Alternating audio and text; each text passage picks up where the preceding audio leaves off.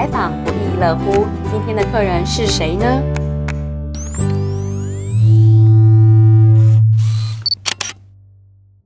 新冠疫情下的居家隔离政策带给了2020年的高中毕业生有哪些的冲击和影响呢？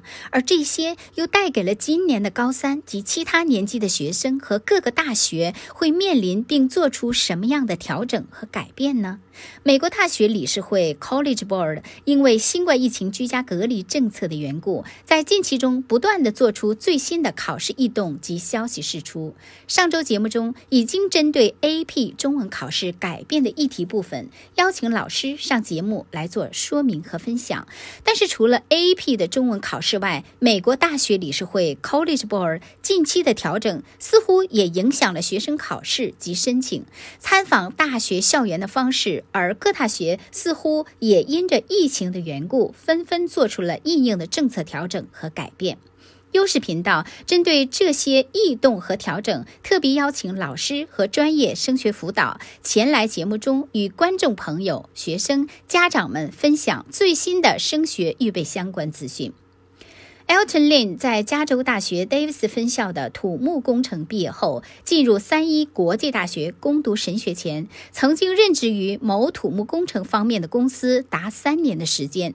随后在取得神学的学位，他进入教会的青少年事工，担任青少年牧师长达10年。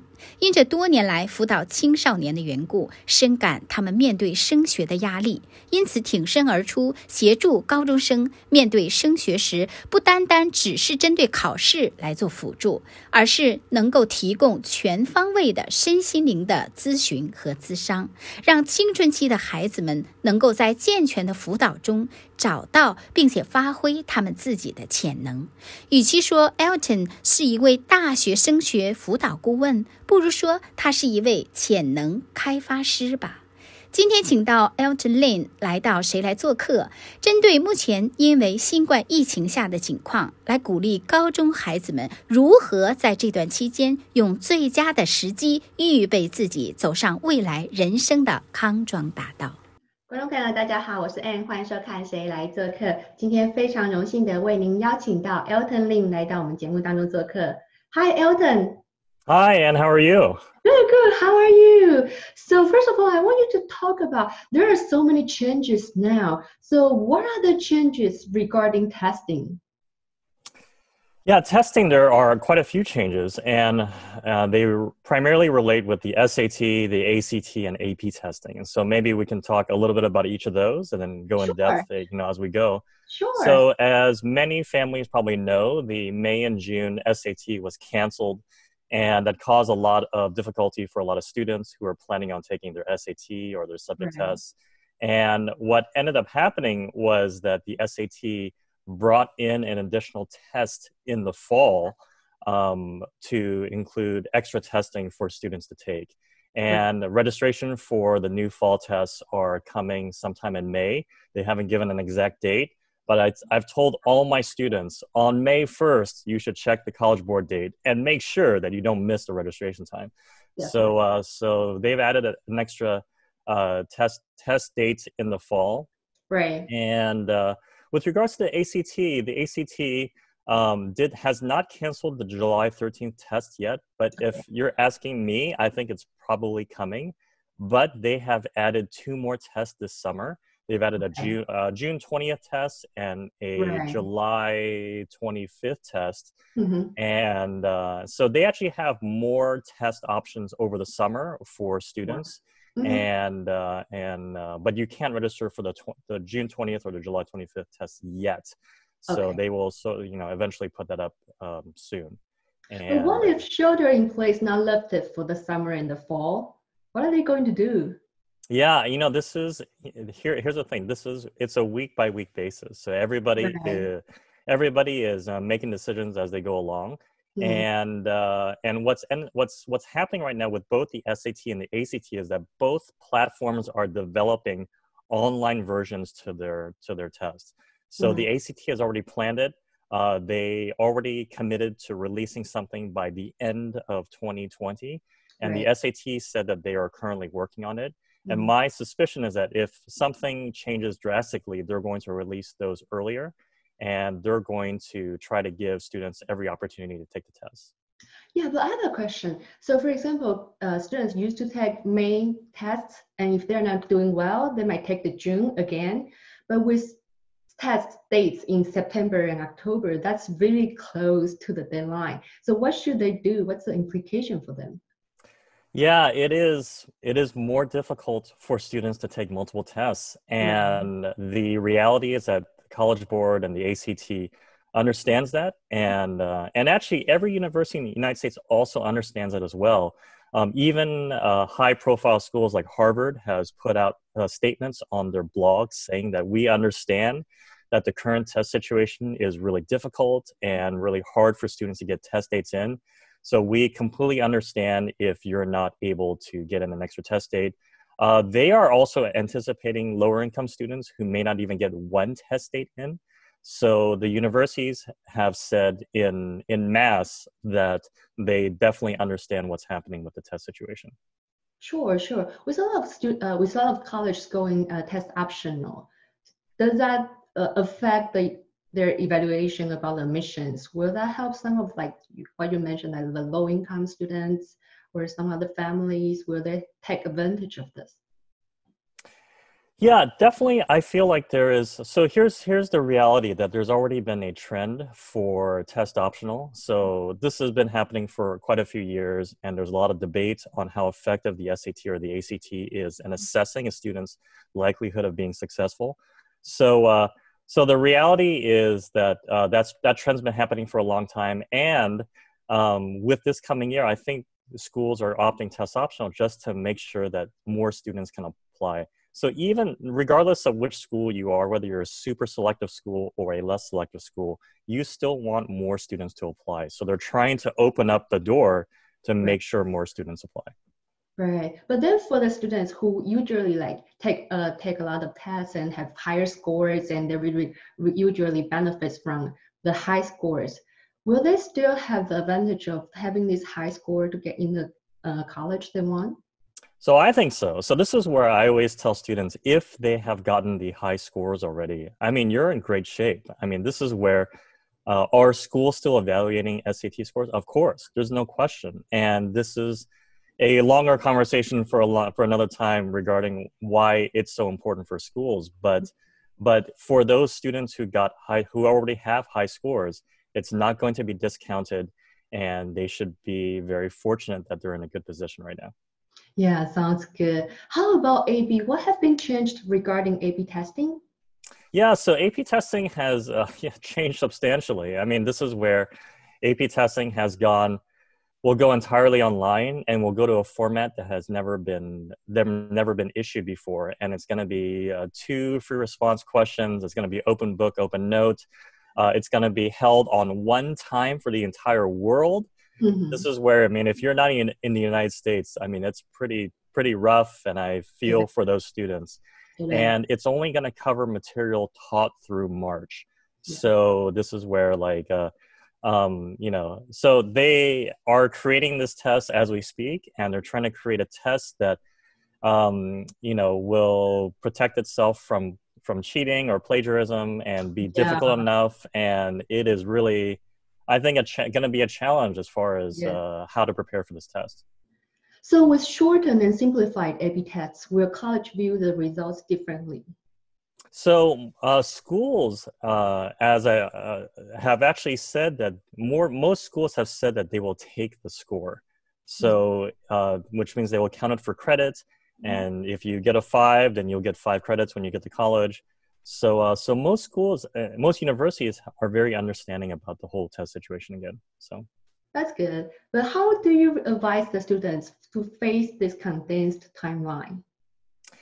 Yeah, so with regards to the condensed timeline, I think what it is that you need to be as prepared as you can. There are free response type questions that are in preparation books that you're studying for the AP already. So you should definitely review all those free response questions and be ready to handle probably a slightly harder free response question than you're normally expecting. And you should definitely go over the multiple choice questions, even though You will So not they're have a not multiple choice, yeah, right. but it's going to cover that same material. So what it is that you should cover the entire test and make sure you prepare.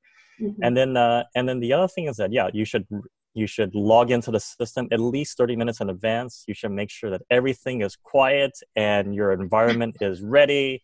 And like, there should be no technical difficulty on your end. So whatever it is that you need to prepare, you should prepare. Yeah. Sure, but what if something goes wrong on the spot? Is there any second chance? Yeah, there is a second chance. Thankfully, there is a makeup test from June 1st to 5th. And I think the College Board planned this intentionally, knowing that there may be some problems. So it is scheduled from May 11th to the 22nd. And I don't believe College Board has sent out information yet, but they probably will in the next few days. Right. So students, you should be looking on your email for that information. And if anything happens, then reschedule to June 1st through 5th.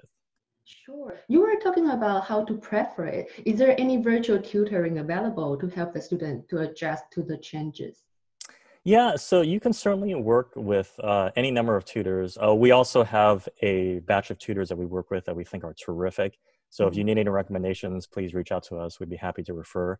And but most of the tutoring centers who have tutors, everyone's working remotely. So you can certainly everyone's working, that's for sure. So you can definitely reach out to them. It's not a problem. Yeah. Sure. And what's the move after shelter in place is lifted? Will the format go back to the old way, or will it stay the same, or any changes in the future? Yeah, that's a good question. The College Board definitely has not said anything about the future years. And if you can imagine, everyone's trying to adjust to right now. Like, it's pretty stressful right now.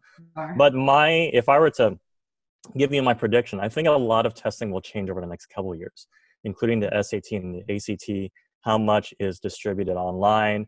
And I think some formats are going to end up changing because I think everyone's going to learn a lot in 2020 about what is happening.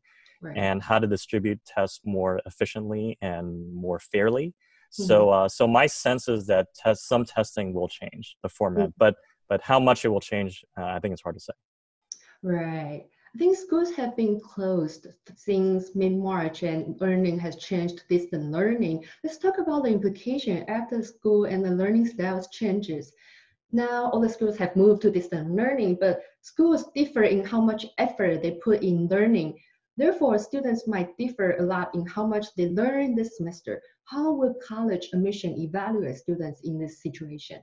Yeah, so this is where I think it's hard, and I think a lot of parents are worried that, if some schools are going graded and some schools are going pass, no pass, and they're concerned about, to be honest with you. It's not just about the grading, it's like how much effort or how much they learn from distant learning. Some of the students are not learning much, while others are learning more. So it's definitely not fair to everybody. So how will college respond to it? I agree. I agree that it's not fair to everybody. And this it's not fair for a lot of different types of people. There's no question. And so this is where, many universities have made a statement that, hey, we understand there's no possible way we can really assess second semester 11th grade. Right. And in my opinion, I feel like most schools are going to basically ignore second semester 11th grade. And so it puts some students, for some students, it's sort of a blessing because maybe they weren't doing as well second semester 11th grade. And but whatever the case may be, for students who maybe did better first semester 11th grade, then those grades will be extrapolated over second semester. And if they didn't do as well first semester, then students need to really work hard first semester senior year. That's really important. Definitely. But then their level of knowledge might be different. How will the school plan the lessons after this? Yeah, it's really difficult. And I think that's a school by school basis. But if I can make a recommendation, and this is something that I've recommended to some of our students, is that I have a student who's finishing pre-calculus in 11th grade, and pre-calculus was a class that she struggled with, and I'm advising her to actually retake the class entirely in community college. And what it is that her grades were not as strong in that class, and she's going to apply in as a business major, and so math is very important. And I want her to communicate to colleges clearly that she can handle the math. So she's going to retake pre-calculus this summer and then be ready for calculus AB next year. Sure. But some of the school districts have decided to use pass-fail system for the semester. So what's the implication for that? I know a lot of parents and students are really against it. What's your opinion? Yeah, to me, frankly, I don't think it makes really a big difference. I wouldn't worry about it. As I mentioned before, I feel like schools are very understanding of what's happening, and I, to some degree, feel like most universities are not even really going to consider second semester 11th grade. So whether you're pass, no pass, and other schools are graded, I don't think it really makes a difference, to be honest with you. Yeah. So will you recommend students to take online courses now instead? Yeah, so this is where I think for students, certainly we have students who are doing brilliantly in school and they're doing fine. But for the majority of students who don't have perfect grades, I think that it is wise to take classes this summer at a community college or through an accredited online high school. And if you can pick up a few additional A's through the community college or online high school, it communicates to colleges that you're on track and you're well prepared and you can handle transition to college when it's time. So that's a good way to bump up their GPA and show they know what they're doing, right? It is. It is a good way. So this is where that's advice I would have given to other students even without the shelter-in-place issues. But especially now, it's a good opportunity to still get in some A's this summer. But you need to make sure that you get good grades. I mean, if not, it's not going to look good, right? Agreed. So this is where I would suggest students to make sure they take UC-approved classes, especially if this is for California students, UC-approved classes at community colleges, and make sure those are classes you're confident you can get A's in. Sure. Yeah. Other than schoolwork, I think with shelter in place, a lot of extracurricular activities have been canceled too. So many volunteering, internship, and summer programs are closing as well. So what should the students do? That's a great question. And this is where the traditional options are closing in droves. And this is, there are a lot of summer programs that are canceling and closing, and a lot of students' summers are wide open right now. So there are a lot of digital and remote volunteering. There's more out there than you think. And so a few examples are there's volunteering with the United Nations, the Smithsonian Museum. There's an organization called Zooniverse, Zooniverse, that allows students to participate in different research projects around the world and help out with those research projects. So there are a good batch of digital and remote volunteering. And so that's one way. The other thing is that you can certainly take more community college classes to help bump up those grades. But the other thing is that it also provides a lot of space for students to do very creative things and find ways to really give back and to work on projects they've been meaning to work on. So that's for sure. Right. Yeah, you mentioned some of online summer programs. Are online summer programs worth it? There's a lot of summer programs that students applied to this past spring that transition to online. Right. So if you already applied to them, in many cases, they just transition online. There's the Stanford program transitioned to online. The Georgetown program is also transitioning online. There's a lot of other programs that are canceling outright. So depending on which summer program they applied for, they may or may not have already transitioned online. There is a summer program. There's a machine learning artificial intelligence summer program that's run by some Stanford PhD and master's level students. That's called InSpirit AI, InSpirit AI. And you can search it online. They are still running their program online as well, and run by a couple of really amazing students that we know and are doing a good job. So. Yeah, just like what you mentioned before, some of the programs have been moved online, but the fees have remained the same. Do they visit? Actually, many of the programs have adjusted their fees, and I think they're understanding of it, and they've adjusted some of their fees. So because you have to understand that Most of the fees are for like lodging, food, and those kind of things. So the majority of those costs have been taken away. So like UC San Diego Academic Connection Summer Program did just recently shift to online, and they did reduce their total fee allotment. And so most programs are adjusting. If they're not adjusting, then I think that's pretty cruel, to be honest. Definitely. I think it's totally understandable that colleges will understand summer of 2020 is different, but they still have to make decisions for the 2021 college admissions. So at that time, what will they look for? Yeah, so they are still, to be honest with you, looking for basically the same things. They're still looking for strong academic performance in your core classes, and if you're in AP classes, even better.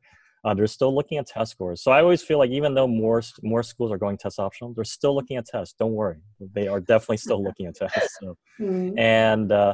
And I do feel like admissions people are going to be asking, like, what did you do this summer? Like, what did you do with your time? And I may have mentioned in the past that there's a lot of students who are treating this time like summer vacation, not doing a whole lot. And students really should take advantage of this time and make use of it, do things that are purposeful, that are interesting, and make use of that. So I think what's difficult for universities is that normally they rely on student visits to help them determine who is more interested. And since students cannot visit colleges, they will need to use other ways to really figure out how interested a student really is. And so admissions offices all over the United States are offering what they call virtual meetups or virtual sessions, workshops with their admissions team. So students, if you have maybe 6 or 8 schools you're really interested in, you should go onto their admissions website, sign up for a virtual meetup, and basically show schools that you are interested in those schools. So. Sure. These are really good tips. Is there any other good tips that will help the student to stand out in their application? Yeah, I think the bigger thing is making use of this summer. So, if you can, definitely, as much volunteering as you can, but there are certainly issues happening in our communities that we can play a part in bringing solutions to. So let me brag a little bit about 3 of our students. 3 of our students started this online tutoring platform, and it sounds like there's a lot of those platforms coming up. But if I can be honest with you, they were the first. they were definitely on the scene first. That's great. But they 3 of our students they recognized that there were a lot of students who were basically shut in at home and don't have the resources that they might normally need. So they got up a website in 24 hours, recruited 50 tutors in 48 hours, recruited over 200 tutors in a week and a half, and set up an online tutoring platform to help to connect other high school students with students of all ages to help them tutor them in these final weeks of school. And now they have other students in Dubai and Greece have found them. And they have started chapters in both Dubai and Greece to also help students in those countries as well. And so far they've and they're likely going to be profiled in the local news this coming week.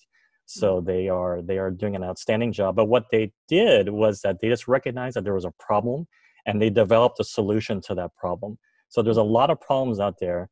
If students can take the initiative and develop solutions to those problems, that will be very clear that they didn't just sit back when everything was happening.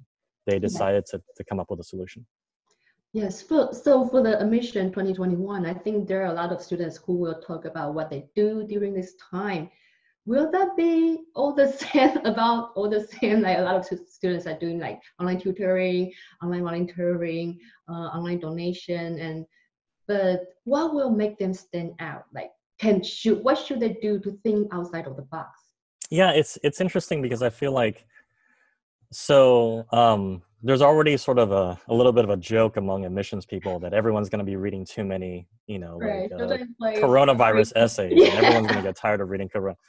So that's already happening. But so I feel like here's the thing.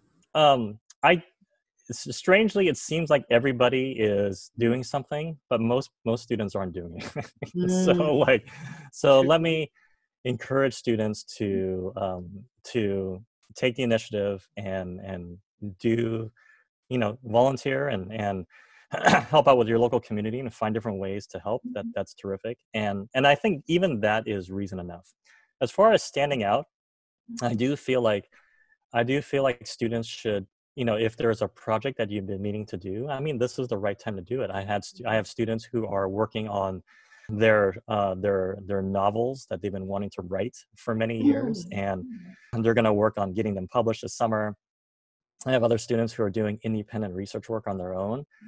We do have some friends at Stanford who are working with us to connect PhD students to high school mentors. And so there are university research departments are still operating and they're still working, and students can still reach out to them to see if they need any sort of free internship, free lab assistance. So there are things that students can do, and it's a good time to be creative, and something that I think we enjoy doing with our students as well, which is helping them brainstorm ideas that are unique to them. But if you do the basic things, most students are not doing the basic things. Yeah, those are really good tips that sharing with the students what they can do for this period of time. But have you seen any potential trends for college admissions? Yeah, so that's a great question, and I think there will be some changes that are happening, happening in the coming 2021. I think maybe one of those major trends is that schools are using the wait list more. So, for example, even this past year, in anticipation of coronavirus, schools were pulling off wait lists much earlier. So even 2 weeks ago, University of Washington was pulling students off the wait list. That's actually way early. And so this is where they are anticipating that fewer students will probably leave home, go out of state to come to their school. So they are pulling more students off the wait list in order to anticipate that lack in demand, so to speak.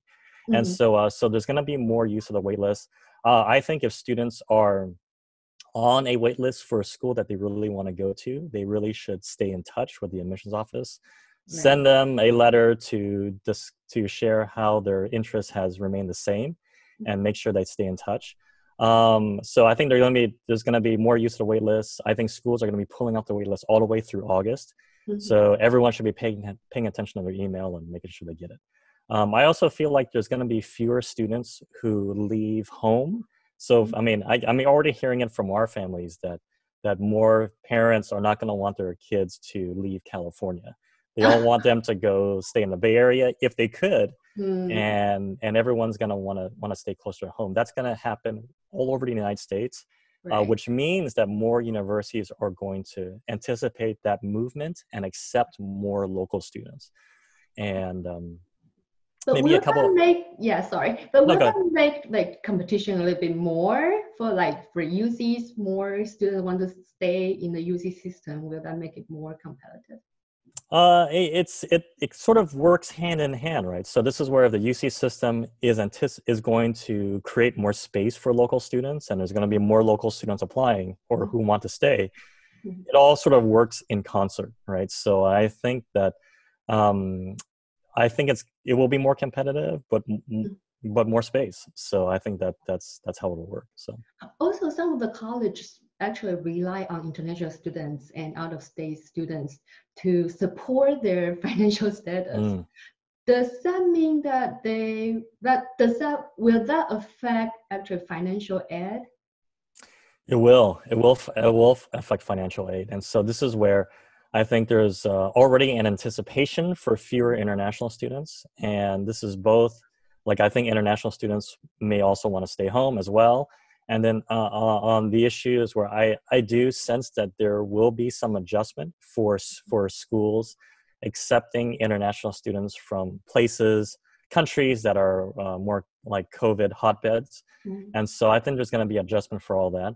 So this is where I think financial aid is going to be a challenge. And I think this is where state governments are going to need to allocate more funding for this. And there's going to have to be some kind of adjustment or contraction in the system in the coming 2021. it will have to be. Yeah. Right. I think seniors might not be as much as impacted as juniors, but there's still some changes in college admissions this year regarding the seniors. What are the changes? Yeah, the changes are that universities are making contingency plans on not starting in the fall. In my opinion, I still feel like if I were to say, I'd still feel like there's the overwhelming likelihood that they're going to start in the fall, but definitely schools are making backup plans. So that will impact students. I do feel like there's more and more families and their kids who are thinking about taking a gap year.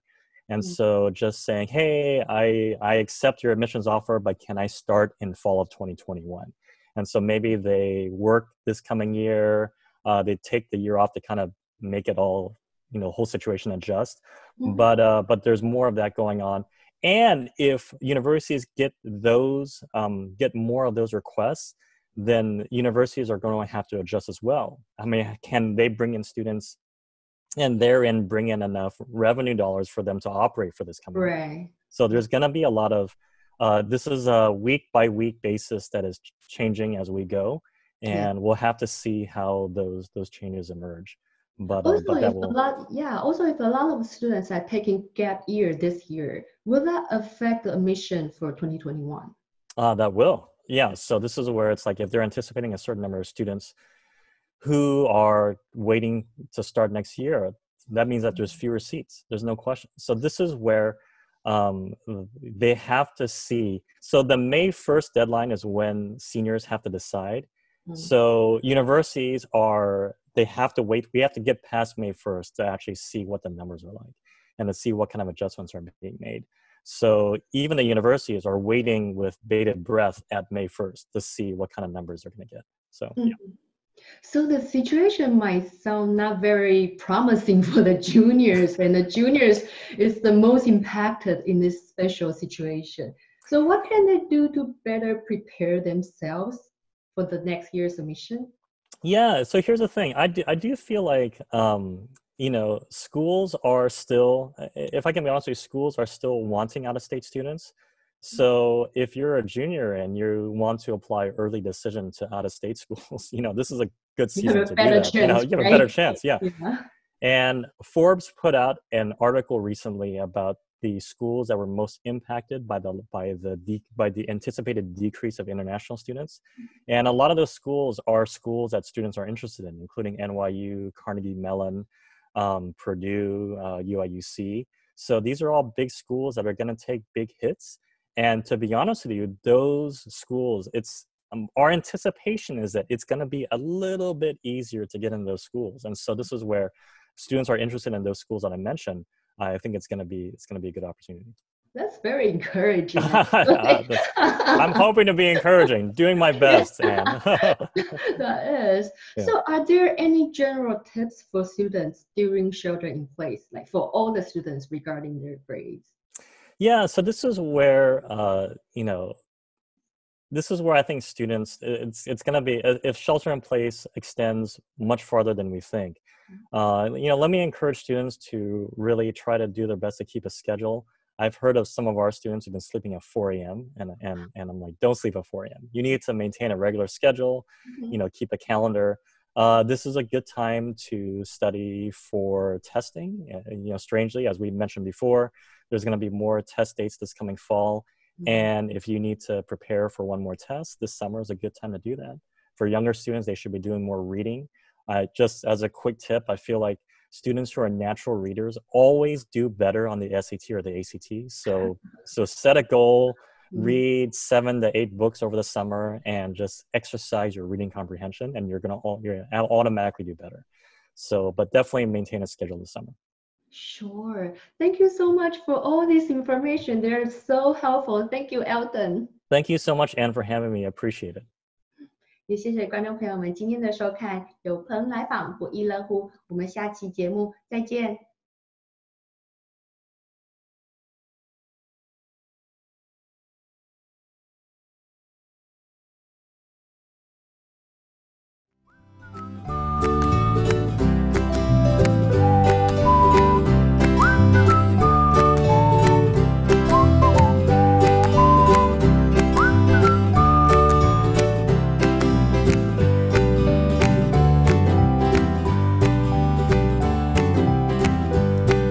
来访不亦乐乎。